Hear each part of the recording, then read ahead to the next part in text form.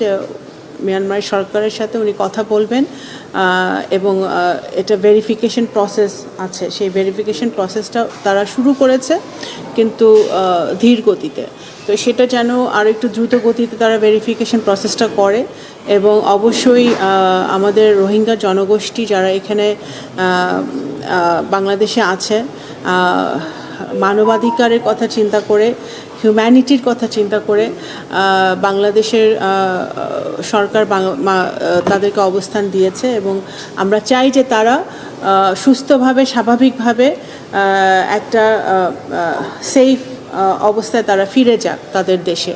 তো অবশ্যই তারা সেটার সাথে আমরা একমত নই, তাদের একটা নিজেদের আইডেন্টিটি আছে, সেই আইডেন্টিটি নিয়েই তারা ফেরত যাবে। তো একটা ভালো পরিবেশেই মিয়ানমারের ডিজির সাথে অ্যাম্বাসেডার আলোচনা হয়েছে এবং উনি আশ্বস্ত করেছেন যে উনি সরকারের সাথে কথা বলে এই কাজগুলো দ্রুত গতিতে করবেন। একটা বিষয় জানতে চাই, সেটা হচ্ছে যে আজকে যে বিষয় নিয়ে আলোচনা হলো সেই ইস্যুটি হচ্ছে ওরা যে ইনফরমেশনটা দিয়েছে সেটা ফলস ইনফরমেশন। তো এই ইস্যুতে আমরা কেন সামন না করে আলোচনা করলাম? আরেকটি বিষয় হচ্ছে সার্জিও গড়ের সফরের সময় আমাদের পররাষ্ট্রমন্ত্রী বলেছিলেন যে রোহিঙ্গা ইস্যুতে ওদের সঙ্গে আমরা আলোচনা হয়েছে এবং প্রত্যাবাসন নিয়ে, কিন্তু এই ইস্যুতে মিয়ানমারকে কেন প্রেশার ক্রিয়েট করার কথা আলোচনা হয়নি। এইটা কেন? আরেকটা বিষয় হচ্ছে যে ওই একই সময়ে রোহিঙ্গা ইস্যুতে একটি জাতীয় ন্যাশনাল কমিটি গঠন করা হয়েছে এবং রোহিঙ্গা ইস্যুতে দুটি ন্যাশনাল কমিটি আছে এবং দুটি কমিটি, শেষের যে কমিটিটা সেটি হেডেড বাই প্রাইম মিনিস্টার, কিন্তু দুটি কমিটিতেই দেখা গিয়েছে যে বিষয়টি খুবই স্পষ্টকাতর, কিন্তু কমিটি মেম্বাররা সব সিকিউরিটি পার্সোনালস, ওইখানে সিকিউরিটি পার্সোনালসের বাইরে আসলে অন্য কোনো স্টেক হোল্ডার্স নাই। আপনারা কি আসলে না, এটা সঠিক নয়, আপনার তথ্য সঠিক নয়। প্রজ্ঞাপনটা আপনি দেখলে না, এক প্রজ্ঞাপনে তো এখানে স্বরাষ্ট্র মন্ত্রণালয় আছে, পররাষ্ট্র মন্ত্রণালয় আছে, সমাজ কল্যাণ মন্ত্রণালয় আছে, যাদের থাকার প্রয়োজন এবং সিকিউরিটি পার্সোনালের থাকাটা এখানে অতীব জরুরি। কারণ আমাকে বলতে দেন, আপনি তো প্রশ্ন করেছেন, হ্যাঁ উত্তরটা দিতে দেন। অতীব জরুরি কারণ এখানে মিয়ানমার বাংলাদেশের বর্ডারে একটা অত্যন্ত জরুরি একটা সিকিউরিটি ইস্যু আছে, যে সিকিউরিটি ইস্যুটা অ্যাড্রেস করার জন্যে আমাদের ওখানে আমাদের সিকিউরিটি যারা আছেন অ্যাডমিনিস্ট্রেশন তাদের সকলেই থাকা প্রয়োজন। আরেকটা যেটা প্রশ্নটা আগে করেছিলেন আমি ভুলে গেলাম।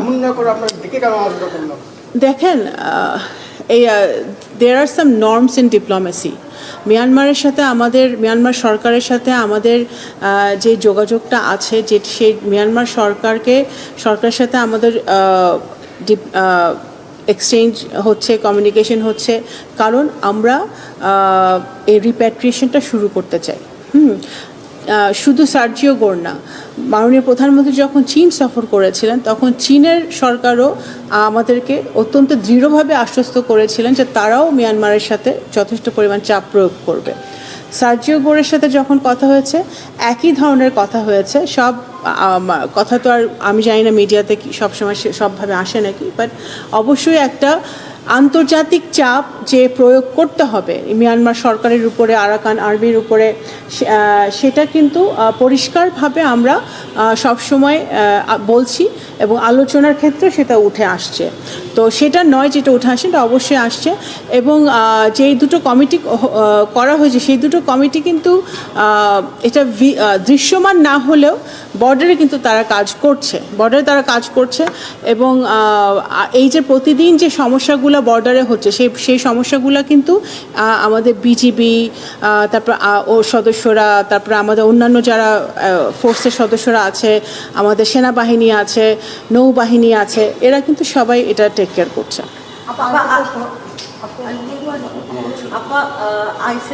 আইসিজের রায়ের সামনে আছে, এটা একটা বিষয়। এবং যেটা হচ্ছে যে যত আলোচনাই হচ্ছে রোহিঙ্গা ইস্যুতে আমাদের আরাকানের সাথেই হোক বা নেতৃত্বের সাথেই হোক, বলা হচ্ছে পরিস্থিতি শান্ত না হওয়া পর্যন্ত, পরিস্থিতি ঠিক হলে তারপরে তারা নেবে। এখন পর্যন্ত, আজ পর্যন্ত সে একই কথাই বলা হচ্ছে। এই পরিস্থিতি শান্ত হওয়ার চাপা, এই যে বাক্যটা, এই শব্দটা, এই ইনভার্টেড কমার মধ্যে কি আমরা আটকে গেছি? 25 তারিখে 9 বছর পূর্ণ হবে। তো অবশ্যই এটা তো একটা কঠিন অবস্থার মধ্যে আমরা আছি, সেটা তো আমরা অবশ্যই স্বীকার করতে হবে।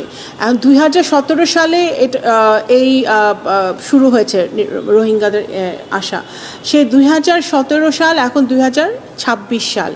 যদি প্রথম 3-4 বছরেই সমাধানটা হয়তো করা যেত, যখন এই ওদের ওই পারে মিয়ানমারের ওদিকে ইয়েটা এত বেশি কমপ্লিকেটেড ছিল না, সিনারিওটা এত কমপ্লিকেটেড ছিল না, কিন্তু যত দিন গেছে তত আমাদের কমপ্লিকেশন বেড়েছে, সমস্যা আরও ঘনীভূত হয়েছে। তো সেই জায়গাটা থেকে অবশ্যই এটা অত্যন্ত একটা আমাদের জন্য অত্যন্ত একটা গুরুত্বপূর্ণ সমস্যা এবং দেশের জন্য একটা গুরুত্বপূর্ণ সমস্যা। এবং আমরা মনে করি যে মিয়ানমার সরকার একটা মানে খুবই গুরুত্ব সহকারে দেখবে, কারণ শুধু শব্দের খেলায় বা ডিপ্লোম্যাটিক ভাষায় বললে তো হবে না, বস্তুত তো আমাদের এটা অ্যাকশনে পরিণত করতে হবে। যদি আমরা আমাদের অ্যাকশনে পরিণত করতে হয়, আমরা আমাদের পক্ষ থেকে কিন্তু সব কাজগুলো যতটুকু করা যায়, যেমন এইবারও আমাদের সেপ্টেম্বরে ইউএনজি সেশনে রোহিঙ্গার উপরে একটা গুরুত্বপূর্ণ সেশন হবে আমাদের, হ্যাঁ, এই আমাদের এবং ইন্টারন্যাশনাল কোর্টে এটার রায় আছে। সব মিলিয়েই কিন্তু আমরা চেষ্টা করছি যে এটা যতটুকু আন্তর্জাতিক প্রেশার তাদের উপর দেওয়া যায়, কারণ এটা বুঝতে হবে যে আমাদের এখানে ভূ রাজনীতির একটা ব্যাপার আছে, আমাদের আঞ্চলিক রাজনীতির ব্যাপার আছে, সব কিছু মিলিয়েই আমাদের ডিপ্লোম্যাটিক কাজটা আমরা চালিয়ে যাচ্ছি। আপা, ঠিক এখানেই আমরা বারবার বলছি যে আন্তর্জাতিক একটা চাপ লাগবে, এবং মিয়ানমার শনিবারের বিবৃতিতে স্পষ্ট বলছে যে এটা একটা ভুল প্রয়োগ, এই আন্তর্জাতিক ইস্যু বানানো, এটা বাংলাদেশ এবং মিয়ানমারের মধ্যে দ্বিপাক্ষিকভাবে সমাধান হতে হবে। এই জায়গাটা আমরা প্রতিবাদ করলাম না কেন এখন পর্যন্ত? 2 নম্বর হচ্ছে, ওরা বলছে 7,40,000-এর মধ্যে 5,40,000 যারা আসছে তারা বাঙালি, এখানে যারা আসছে আমাদের 5,40,000 বাঙালি। এই দুটো তথ্যের অন্তত প্রতিবাদ আমরা I have already answered the question. সব কিছু কিন্তু প্রতিবাদ তো পার্সোনালি যখন কথাবার্তা হয়েছে সেগুলো নিয়ে কথাবার্তা হয়েছে, নট অল দ্য ইস্যুজ আমি ঘোষণা দিয়ে প্রতিবাদ করলেই সেটা সমাধান আসবে। You have to understand that, because এটা একটি অত্যন্ত সেন্সিটিভ ইস্যু নিয়ে আমরা ডিল করছি। হ্যাঁ, আর ওদিকেও কিন্তু it's not only Myanmar government, there is Rakhine state, there is Arakan army, multiple stakeholder নিয়ে আমাদের ডিল করতে হচ্ছে। So we have to be also sensitive about the issue. তা আমাদের যে এটা নিয়ে আমরা কথাবার্তা বলছি না তাদের সাথে তা না, but at the same time আমাদের অত্যন্ত মানে সংবেদনশীল হয়ে এই জিনিসটা ডিল করতে হবে। এবং অবশ্যই আমরা তো আগেই বলেছি যে এটা they have their own identity, এটাও বলা হয়েছে, এবং সেটাও আমাদের মিয়ানমারের অ্যাম্বাসেডার বাংলাদেশে সেটা উনি স্বীকার করেছেন, উনি গিয়ে ওনার সরকারের সাথে কথা বলবেন।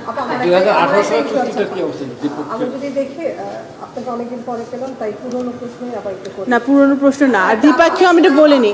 দেখেন, শেখ হাসিনার সরকার দ্বিপাক্ষীয় চুক্তি করে এটা 12টা প্রথমেই বাজিয়ে দিয়েছিল। হ্যাঁ, যখন বিএনপি সরকার রোহিঙ্গা রিপ্যাট্রিয়েশন করেছিল তখন প্রথমেই শহীদ রাষ্ট্রপতি জিয়াউর রহমানের সময় উনি একটা ট্রাইপার্ট্রেট এগ্রিমেন্ট করেছিলেন। জাতিসংঘ was a very active part of that agreement. তো সেই কারণে কিন্তু, এবং তখন উনি ওআইসির প্রত্যেকটি দেশকে এখানে, প্রত্যেকটা মাল্টিল্যাটারাল বডি কিন্তু এখানে ইনভলভ হয়েছিল, সেই জন্য কাজে লেগেছিল, যেটা গত সরকার করতে ব্যর্থ হয়েছিল। এখন কি আপনারা ওটা চিন্তা করছেন যে এটা হচ্ছে যে আপনি যেটা বলছিলেন যে এখন হচ্ছে অ্যাকশনেবল হতে হবে। আমরা দেখছি যে আপনি বললেন যে মাননীয় প্রধানমন্ত্রী যখন চীন সফর করেন তখন চীনও বিষয়টি নিয়ে কথা বলেছেন, মালয়েশিয়াও একটা কথা বলেছেন, এর আগে থেকেও আমরা দেখছি যে প্রত্যাবাসনের কথা সবাই বলছে, তো অ্যাকশনেবল হচ্ছে না। যে আন্তর্জাতিক সম্প্রদায় বা বন্ধু রাষ্ট্রগুলোর যে আস্থার বিষয়টা বলছে প্রত্যাবাসনের, সেই জায়গায় আসলে বাংলাদেশ ঢাকা আস্থা রাখতে পারছে কিনা? সেটা হচ্ছে এই সংকট মানে কি বলে এটাকে সুরাহতনে কি আপনারা কৌশলের কোনো চেঞ্জ আনছেন বা কৌশলের কোনো পরিবর্তন আনছেন? আমরা কিছু চেঞ্জ দেখতে পাচ্ছি। কৌশলগত চেঞ্জ তো আছেই। আপনাদের মনে রাখতে হবে যে আমাদের বাংলাদেশের এখন যে পররাষ্ট্রমন্ত্রী, উনি আগে আমাদের প্রতিরক্ষার চিফ ছিলেন ইন্টারিমের সময়। তখনও কিন্তু উনি রোহিঙ্গা সমস্যা সমাধানে অনেক কাজ করেছেন, অনেক মানে ইন্টারনালি অনেক কৌশলগত কাজ উনি করেছেন। সেই কাজগুলো এখন বিএনপির সরকারের সময় সেগুলো চলমান আছে। তো এগুলো আমরা আস্থা রাখতে চাই মিয়ানমার সরকারের উপরে, কারণ এবং আমরা এগেইন যেটা বিএনপি সরকার বিগত দিনে করেছিল, আমরা ইন্টারন্যাশনাল কমিউনিটিকে আরও বেশি জোর দিচ্ছি তাদের উপর, যে তারাও যেন মিয়ানমারের উপরে সে প্রেশারটা ক্রিয়েট করে। আরেকটা বিষয় একটু জানতে চাচ্ছিলাম, জাতিসংঘের নিরাপত্তা পরিষদের একটি প্রতিবেদন এসেছে, সেখানে বলা কৌশল যদি আমি বলেই দিই তাহলে তোর কৌশল থাকলো না। সেখানে বলা হয়েছে যে আল কায়দা বাংলাদেশের সেল গঠন করার একটা চেষ্টা চালাচ্ছে, সেটি নিয়ে তারা উদ্বেগ প্রকাশ করেছে। গতকালকে স্বরাষ্ট্রমন্ত্রী বলেছে সেটি অনুমান ভিত্তিক একটি প্রতিবেদন। জাতিসংঘকে পররাষ্ট্র মন্ত্রণালয় থেকে কোনো বার্তা দেওয়া হবে কিনা, কারণ জাতিসংঘকে পররাষ্ট্র মন্ত্রণালয় দিয়ে এই ব্যাপারে পররাষ্ট্র মন্ত্রণালয়ের অবস্থাটা কি? পররাষ্ট্র মন্ত্রণালয় কোনো এখন এই মুহূর্তে এখন পর্যন্ত কোনো অবস্থান নেই, কারণ এখন পর্যন্ত আমি স্বরাষ্ট্রমন্ত্রীর সাথে একমত হব যে এখন পর্যন্ত কোনো স্পেসিফিক কোনো ডেটা আমাদের কাছে নাই, কোনো ফ্যাক্টস অ্যান্ড ডেটা নেই যার উপর আমি এটা নিয়ে কথা বলতে পারি।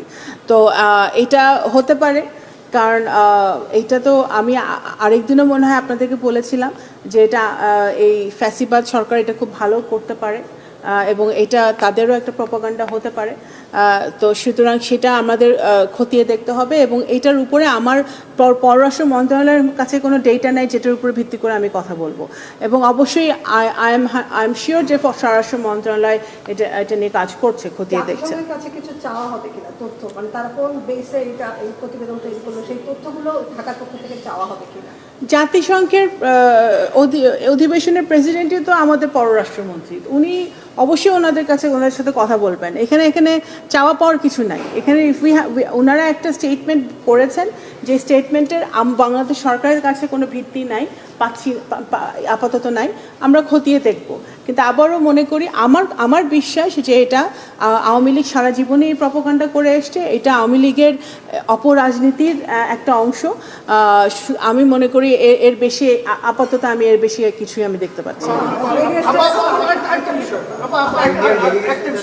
প্রাইম মিনিস্টারের ভিজিটে কোনো আপডেট আমরা কিছু পেয়েছি, ওরা কিছু জানিয়েছে কিনা? আর কোনো প্রাইম মিনিস্টারের ভিজিট নিয়ে কোনো আপডেট আমার কাছে নাই।